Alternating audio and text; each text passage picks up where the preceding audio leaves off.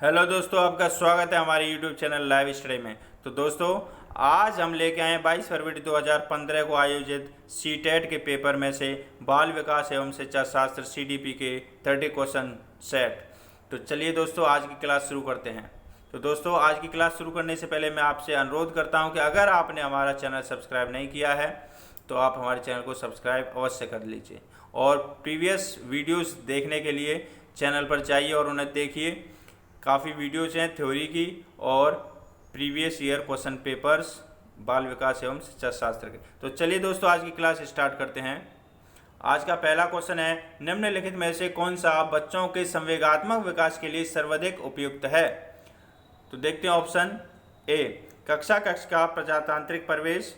B, अध्यापकों की कोई भी सहभागिता नहीं क्योंकि यह माता पिता का कार्य नहीं। दोस्तों, ये माता पिता का कार्य केवल नहीं है, शिक्षकों का भी वही दायित्व है। सी, कक्षा का नियंत्रित प्रवेश नहीं। डी, कक्षा का अधिकारवादी प्रवेश नहीं। दोस्तों, यहाँ पर ये इसीलिए नहीं है क्योंकि हमें इस प्रकार की कक्षा में वातावरण देना है बच्चों के अनुकूल, बाल केंद्रित। अगर बच्चे को कोई भी समझने में परेशानी हो रही है या डाउट है तो वो प्रश्न पूछ सके, टीचर से अपने डाउट क्लियर कर सके। तो ऑप्शन जो ए होगा वो बिल्कुल सही होगा। तो दोस्तों, चलते हैं नेक्स्ट क्वेश्चन की ओर। क्वेश्चन नंबर 2, निम्नलिखित में से कौन सा एक उपयुक्त रचनात्मक आकलन कार्य नहीं है? रचनात्मक आकलन कार्य नहीं है। तो दोस्तों, सीटेट अक्सर ज़्यादातर यही प्रश्न पूछता है, नहीं है लगाकर। तो दोस्तों, जल्दबाजी नहीं करनी है। पेपर देते वक्त क्वेश्चन को अच्छी तरीके से पढ़िए, समझिए और तभी उनके उत्तर दीजिए, अन्यथा नहीं है से काफ़ी त्रुटियां हो जाएंगी, जीरो हो जाएगा पूरा आपका उत्तर। तो चलिए दोस्तों, पढ़ते हैं खुले अंत वाले प्रश्न। खुले अंत वाले प्रश्न जो होते हैं दोस्तों, उसमें बच्चा जो है स्वतंत्र होता है, रचनात्मकता अपनी दिखा सकता है। तो ये नहीं होगा। बी, परियोजना। सी, अवलोकन। और डी, विद्यार्थियों का योग्यता क्रम निर्धारित करना। योग्यता क्रम निर्धारित नहीं करना होता है, लेकिन यहाँ पर नहीं है, इसलिए इसका ऑप्शन जो होगा वो डी बिल्कुल सही होगा। क्वेश्चन नंबर 2 का ऑप्शन डी इज राइट। चलिए दोस्तों, नेक्स्ट क्वेश्चन देखते हैं। क्वेश्चन नंबर 3, एक प्रभावशाली अध्यापिका होने के लिए महत्वपूर्ण है। तो दोस्तों, इसके ऑप्शन देखते हैं। पुस्तक से उत्तरों को लिखने पर बल देना नहीं। बी, समूह गतिविधि के बजाय व्यक्तिगत अधिगम पर ध्यान देना नहीं। दोस्तों, पुस्तकों से उत्तर को लिखाने पर जोर नहीं देना चाहिए, बच्चों को समझाना चाहिए और बच्चों को उसमें इंटरेस्ट आए इस तरीके से पढ़ाना चाहिए और बच्चों के डाउट जो भी है उन्हें क्लियर करना चाहिए। केवल ये नहीं कि प्रश्न करा दिए और उत्तर करा दिए, इस तरीके से नहीं होना चाहिए। व्यक्तिगत अधिगम की बजाय सामूहिक अधिगम को वरीयता देनी चाहिए ताकि बच्चे ग्रुप में पढ़ सकें और एक दूसरे के सहयोग से कुछ अधिक ही सीख सकते हैं। सी देखते हैं, विद्यार्थियों के द्वारा प्रश्न पूछने के कारण उत्पन्न व्यवधान की अनदेखी करना। देखिए, बच्चे के प्रश्न पूछने चाहिए क्योंकि बच्चे के डाउट तभी क्लियर होंगे जब बच्चा प्रश्न पूछेगा और उनके आप उत्तर दोगे, उनके डाउटों को क्लियर करोगे, समाधान दोगे। इसलिए ये भी गलत है। तो ऑप्शन जो है वो डी सही है। प्रत्येक बच्चे के संपर्क में रहना चाहिए और उनसे पूछते रहना चाहिए कि समझ में क्या आ रहा है, वो किस तरीके से प्रोग्रेस कर रहे हैं। चलिए दोस्तों, चलते हैं नेक्स्ट क्वेश्चन। क्वेश्चन नंबर 4, बच्चों के अधिगम को सुगम बनाने के लिए अध्यापकों को एक अच्छे कक्षाई परिवेश का सृजन करने की आवश्यकता होती है। इस प्रकार के अधिगम परिवेश का सृजन करने के लिए नीचे दिए गए कथनों में से कौन सा सही नहीं है? देखिए, फिर से आ गया, सही नहीं है। तो दोस्तों, यहाँ पर भी आपको ये चीज़ ध्यान देनी है, सही नहीं है। बच्चों के प्रयासों को स्वीकृति देनी चाहिए, लेकिन यहाँ नहीं है, इसीलिए ये भी गलत होगा इस क्वेश्चन के अनुसार। बी, अध्यापकों के अनुसार कार्य करना। हाँ जी, इस चीज़ को हम इस क्वेश्चन के लिए सही कह सकते हैं। तो इस क्वेश्चन के लिए हमारा ऑप्शन जो बी है वो सही होगा, अध्यापकों के अनुसार कार्य करना। क्वेश्चन नंबर 4 का आंसर होगा बी। चलिए दोस्तों, नेक्स्ट क्वेश्चन देखते हैं। क्वेश्चन नंबर 3, लड़कों एवं लड़कियों के विषय में कुछ कथन नीचे दिए गए हैं। आपके अनुसार इनमें से कौन सा सही है? लड़कों को घर से बाहर कामों में सहायता करनी चाहिए। हाँ, बिल्कुल घर से बाहर करनी चाहिए। हम तो कह रहे हैं घर के अंदर भी करनी चाहिए लड़कों को, यही तो बदलाव लाना है। लड़कों को घर के कामों में सहायता करनी चाहिए, हाँ जी बिल्कुल करनी चाहिए। बाहर तो अवश्य करते ही हैं, लेकिन ये चेंज तो यही है कि अंदर भी करनी चाहिए घर के कामों में। सी, सभी लड़कियों को विज्ञान और लड़कों को विज्ञान और लड़कियों को गृह विज्ञान पढ़ाया जाना चाहिए, नहीं। तो उससे यहाँ पर लिंग भेद का अनुभव हो रहा है, इसलिए ये बिल्कुल गलत होगा। ए, बी, सी। अब देखते हैं डी को, लड़कियों को घर के कामों में सहायता करनी चाहिए, हाँ करनी चाहिए, लेकिन यहाँ पर हमारा जो ऑप्शन जाएगा वो जाएगा बी सही, क्योंकि लड़कों पर विशेष तौर पर ध्यान दिया जाता है कि लड़के जो है घर के कामों में सहायता नहीं करते हैं। तो हमें ये अवधारणा गलत साबित करनी है, चेंज करनी है, इसलिए ऑप्शन बी जो है वो सही है। लड़कों को घर के अंदर काम करना चाहिए, सहायता करनी चाहिए। चलिए नेक्स्ट क्वेश्चन देखते हैं, क्वेश्चन नंबर 6। एक बच्चे की कॉपी में लिखने की विपरीत छवियां, दर्पण छवि आदि जैसी गलतियां मिलती हैं, ये किस प्रकार के लक्षण हैं? तो दोस्तों ये ध्यान देने, विपरीत छवि, लिखने में विपरीत छवि, दर्पण छवि। तो दोस्तों इस प्रकार की जो समस्या होती है वो अधिगम में अशक्तता होती है। अधिगम में अशक्तता मतलब बच्चा अभी अपरिपक्व है, ठीक है। तो ऑप्शन बी सही है। चलिए चलते हैं नेक्स्ट क्वेश्चन, क्वेश्चन नंबर 7। शिक्षार्थियों के ज्ञान अर्जन में सहायता करने के क्रम में अध्यापकों को किस बात पर ध्यान केंद्रित करना चाहिए? ऑप्शन ए, सुनिश्चित करना चाहिए कि शिक्षार्थी सब कुछ याद कर रहे हैं।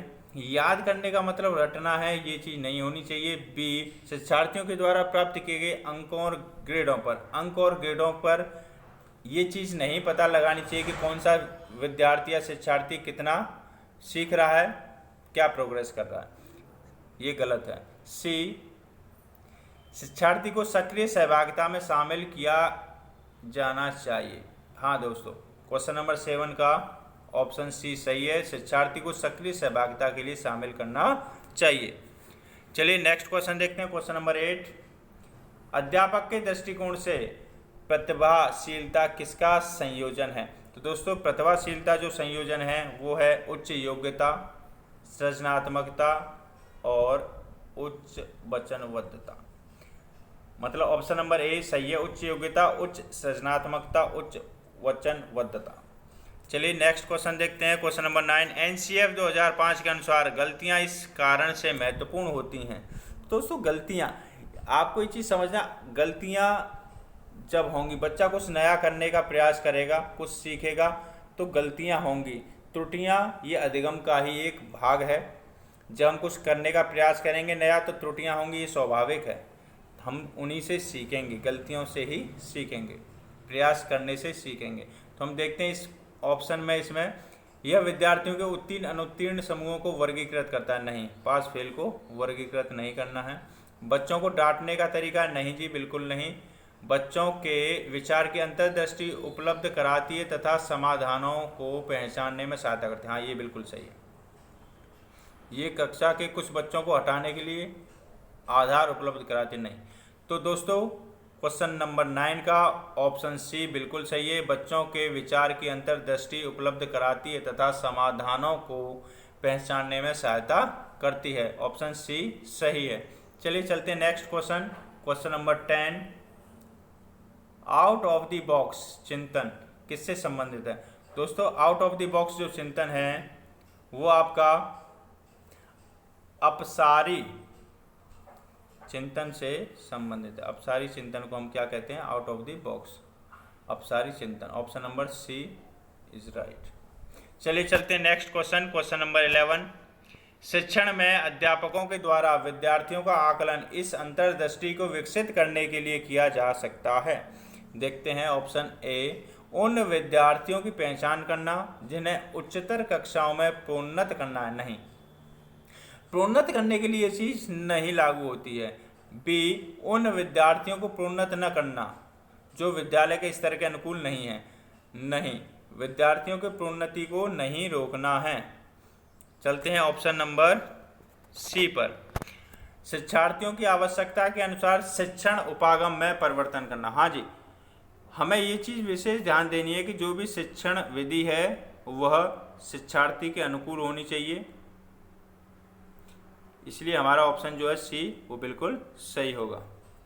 क्योंकि डी जो कहता है वो है कक्षा में प्रतिभाशाली एवं कमज़ोर बच्चों के समूह बनाना। देखो, अगर इन बच्चों के प्रतिभाशाली और कमज़ोर बच्चों के अलग समूह बन जाएंगे, ये भेदभाव की बात होगी, हीन भावना बच्चों के अंदर पैदा होगी, तो ये गलत है। इसलिए ऑप्शन सी सही है। चलो चलते हैं नेक्स्ट क्वेश्चन, क्वेश्चन नंबर 12। अधिगम अनुभवों को इस प्रकार से आयोजित किया जाना चाहिए जिससे कि अधिगम को सार्थक बनाया जा सके। नीचे दिए गए अधिगम अनुभवों में से कौन सा बच्चों के लिए सार्थक अधिगम को सुगम नहीं बनाता। यहाँ पर फिर आगे बात नहीं की। दोस्तों, मैंने आपको पहले ही बता चुका है, विशेष तौर पर ध्यान से पढ़िएगा प्रश्नों को एग्जाम देते वक्त। चलिए देखते हैं ऑप्शन। विषय वस्तु की केवल याद करने के आधार पर पुनरावृत्ति। नहीं दोस्तों, केवल हाँ, लेकिन नहीं है, इसीलिए ये सही हो सकता है, क्योंकि यहाँ पर क्या है, नहीं है, इसीलिए इस क्वेश्चन के लिए यह बात बिल्कुल सही बैठती है। बाकी देखते हैं हम क्वेश्चन नंबर 13। बच्चों को शाब्दिक या गैर शाब्दिक दंड देने का परिणाम क्या होता है। तो दोस्तों, बच्चों को शाब्दिक या गैर शाब्दिक दंड देने का परिणाम क्या होता है। बच्चों को दंड दोगे तो उनके अंदर हमने बताया है हीन भावना आएगी। हमको दंडित नहीं करने हैं बच्चे, न पुरस्कार देना है, न दंडित करने हैं, न तिरस्कार करना है, न भेदभाव करना है।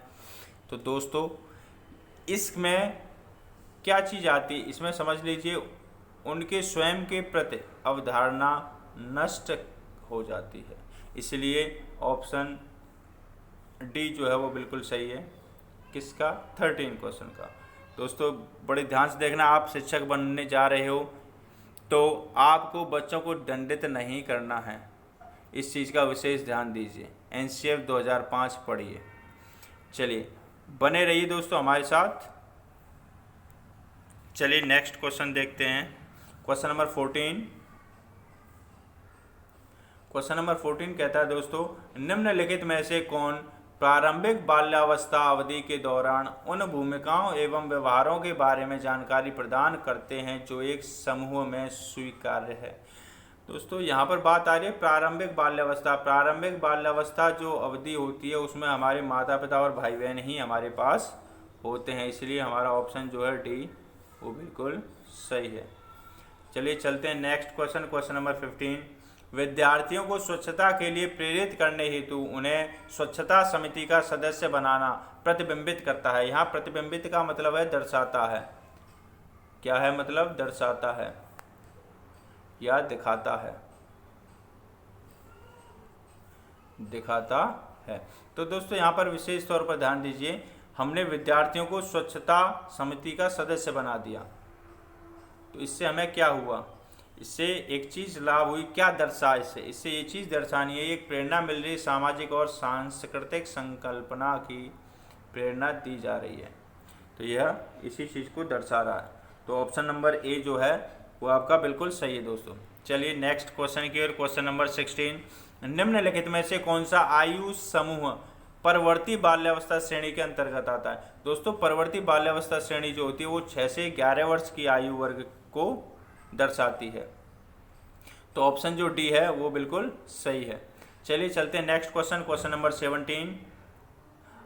आर्जव। आर्जव यहाँ एक लड़के का नाम है दोस्तों, ये एक लड़का है आर्जव। आर्जव तर्क देता है कि भाषा विकास व्यक्ति को नैसर्गिक प्रवृत्ति से प्रभावित करता है, जबकि सोनाली महसूस करती है कि यह परिवेश से प्रभावित होता है। तो दोस्तों, यहाँ पर भाषा विकास की बात हो रही है।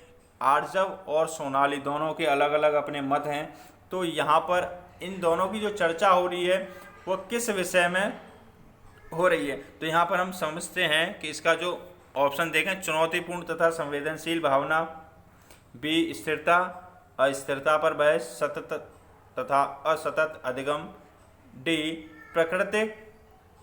प्रकृति तथा पालन पोषण वाद विवाद। हाँ जी दोस्तों, यहाँ पर जो ऑप्शन डी है वो बिल्कुल सही है, यह प्रकृति तथा पालन पोषण वाद विवाद ही है। चलिए चलते हैं नेक्स्ट क्वेश्चन, क्वेश्चन नंबर 18। अध्यापिका ने ध्यान दिया कि पुष्पा अपने आप किसी एक समस्या का समाधान नहीं कर सकती है।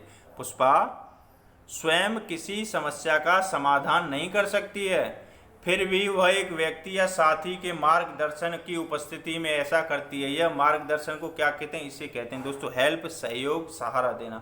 तो ऑप्शन डी जो है वो बिल्कुल आपका सही है। चलिए चलते हैं क्वेश्चन नंबर 19 की ओर। अध्यापिका ने कमेटी के प्रधान को सभापति के स्थान पर सभाध्यक्ष लिख दिया, यह किस प्रकार का संकेत है? तो दोस्तों यहाँ पर सभापति को हम पढ़ते हैं तो हमें इस प्रकार की अनुभूति होती है कि यह लिंग को दर्शा रहा है, सभापति। तो यहाँ पर लिंग भेद वाली भावना को हटाते हुए अध्यापिका ने सभाध्यक्ष का प्रयोग किया। तो इसमें हम आप कह सकते हैं कि ऑप्शन सी जो है वो बिल्कुल सही है। एक लिंग मुक्त भाषा का प्रयोग किया है अध्यापिका ने। तो ऑप्शन सी जो है वो बिल्कुल सही है। तो चलते हैं क्वेश्चन नंबर 20। सतत तथा व्यापक मूल्यांकन किस लिए आवश्यक होता है? तो दोस्तों सतत एवं व्यापक मूल्यांकन जो होता है वह यह समझने के लिए कि अधिगम का किस प्रकार अवलोकन किया जा रहा है, दर्ज किया जाता है, वो सुधार किया जाता है। मतलब ऑप्शन जो है डी सही है इसका। चलिए दोस्तों चलते हैं next question number 21। Lawrence Kohlberg के सिद्धांत में कौन सा स्तर नैतिकता की अनुपस्थिति को सही अर्थ में सूचित करता है? नैतिकता की अनुपस्थिति यह आता है स्तर फर्स्ट में। तो दोस्तों चलते हैं नेक्स्ट क्वेश्चन की ओर। Question number 22। निम्नलिखित में से कौन सा बच्चों के सामाजिकरण के प्रगतिशील मॉडल के संदर्भ में सही नहीं है? ऑप्शन ए, समूह कार्य में सक्रिय सहभागिता तथा सामाजिक कौशलों को सीखना। दोस्तों यहाँ पर ये चीज़ ध्यान देनी, यहाँ पर क्या आया हुआ है? नहीं है, सही नहीं है। तो हमें ये चीज़ विशेष तौर पर ध्यान देनी है ऑप्शन पढ़ते वक्त। तो आपका ऑप्शन एक सही चीज़ है, लेकिन इस क्वेश्चन के अनुसार से यह नहीं होगा। बी देखते हैं, बच्चे विद्यालय में बताई गई बातों को स्वीकार करते हैं चाहे उनकी सामाजिक पृष्ठभूमि कुछ भी हो। हाँ जी दोस्तों, ये बिल्कुल सही है। इस क्वेश्चन के अनुसार से ऑप्शन बी जो है वो बिल्कुल सही है। चलते हैं नेक्स्ट क्वेश्चन की ओर। Question number 23। क्वेश्चन नंबर 23 की तरफ देखते हैं। अधिगम में आकलन किस लिए आवश्यक होता है? अधिगम में आकलन किस लिए आवश्यक होता है? तो दोस्तों ग्रेड एवं अंकों के लिए बिल्कुल नहीं, ग्रेड और अंक तो देने नहीं हैं, इसके लिए आकलन नहीं किया जाता है। बी, जांच परीक्षण के लिए नहीं। सी, प्रेरणा के लिए। आकलन करने से कोई प्रेरणा नहीं मिले। हाँ दोस्तों बिल्कुल, आकलन करेंगे तो हम प्रेरणा दे सकते हैं। हाँ, इसे कहते हैं मोटिवेशन। सॉरी, ये बिल्कुल सही रहेगा आपका। अधिगम में आकलन मोटिवेशन के लिए आवश्यक होता है। दोस्तों मोटिवेशन को ही हम प्रेरणा कहते हैं। तो ये आपका ऑप्शन सी बिल्कुल सही है। Question number 24। प्रचलित योजनाओं में नई जानकारी जोड़ने को किस नाम से जाना जाता है? दोस्तों नई जानकारी जोड़ने को किस नाम से जाना जाता है? प्रचलित योजनाओं में नई जानकारी जोड़ने को किस नाम से जाना जाता है? दोस्तों यहाँ पर बात आ रही है समायोजन, साम्य धारणा, आत्मसातकरण, संगठन। नई जानकारी जोड़ने को हम दोस्तों यहाँ पर आएगा ऑप्शन नंबर सी, आत्मसातकरण। चलिए चलते हैं नेक्स्ट क्वेश्चन नंबर 25। हम सभी अपनी बुद्धि, प्रेरणा, अभिरुचि आदि के संदर्भ में भिन्न होते हैं, यह सिद्धांत संबंधित है। तो दोस्तों यह सिद्धांत जो है वह वैयक्तिक भिन्नता से संबंधित है, क्योंकि यहाँ पर आपको इसको पढ़ के ही समझ में आ रहा होगा। हम अपनी बुद्धि, प्रेरणा, अभिरुचि आदि के संदर्भ में भिन्न होते हैं। तो ये सिद्धांत जो है वैयक्तिक भिन्नता से संबंधित है। चलिए चलते हैं नेक्स्ट क्वेश्चन नंबर 26। वंचित समूहों के विद्यार्थियों को सामान्य विद्यार्थियों के साथ पढ़ाना चाहिए, इसका अभिप्राय क्या है? दोस्तों इसका अभिप्राय है समावेशी शिक्षा से हमें किसी भी प्रकार के जाति, लिंग, धर्म, समुदाय के आधार पर भेदभाव नहीं करना है। इसलिए हमें समावेशी शिक्षा को फॉलो करना है। समावेशी शिक्षा का प्रावधान है। तो ऑप्शन जो ए है वो बिल्कुल सही है। चलिए चलते हैं क्वेश्चन नंबर 27। कोई भी नाराज हो सकता है, यह आसान है, परंतु एक सही व्यक्ति के ऊपर सही मात्रा में सही समय पर सही उद्देश्य के लिए तथा सही तरीके से नाराज होना आसान नहीं है। यह किससे संबंधित है? तो दोस्तों ये संवेगात्मक विकास से संबंधित है। ये संबंधित है संवेगात्मक विकास से। चलिए दोस्तों चलते हैं नेक्स्ट क्वेश्चन की ओर। Question number 28। विकृत लिखावट से संबंधित लिखने की योग्यता में कमी किसका एक लक्षण है? दोस्तों लिखने की योग्यता में कमी डिस्ग्राफिया कहलाता है। डिस्ग्राफिया कहलाता है। एक चीज़ बड़े ध्यान से देखना, इस तरीके के लिखने में पढ़ने में ये सभी जो भी त्रुटियां होती हैं, जो भी लक्षण हैं, ये इनमें से प्रश्न अवश्य आता है सीटेट में। लिखने की योग्यता में कमी क्या कहलाती है? डिस्ग्राफिया। ठीक है दोस्तों, ऑप्शन ए सही है। चलिए चलते हैं क्वेश्चन नंबर 29। पियाजे के सिद्धांत के अनुसार निम्नलिखित में से कौन सा व्यक्ति के संज्ञानात्मक विकास को प्रभावित नहीं करता है? देखिए फिर से क्या है, प्रभावित नहीं करता है।